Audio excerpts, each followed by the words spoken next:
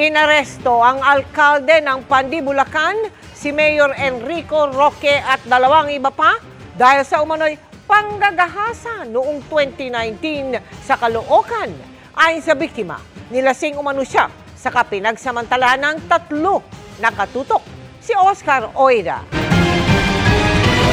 Karapatan niyo pong magsiwalang kibo at magkaroon ng patnubay ng isang pinagkakatiwalang abogado na sarili niyo pong pili.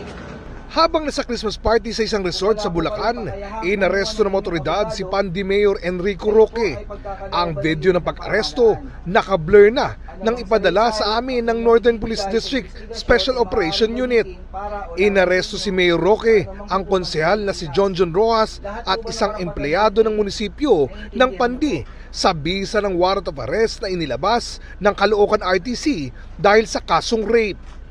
Peacefully, after ng program, in-approach ko po mismo si Mayor, informing him na meron po siyang warrant of arrest, including yung Miranda rights ng mga accused.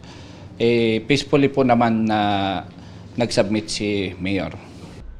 Inihain ng complainant ang reklamong rape noong 2019. Ayon sa complainant, inaya daw siya ni Roque sa kanyang bahay para mag-inuman. Nang makaramdam daw siya ng kalasingan, doon na siya umano pinagsamantalahan ng 3 suspect.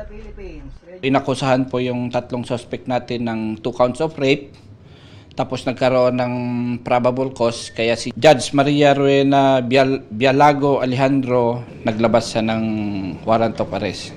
Sa ngayon ay nakakulong sa NPD Custodial Facility si Mayor Roque. Nakausap namin si Attorney John Patrick Paredes na nagpakilalang isa sa mga abogadong umaasiste sa mga suspect.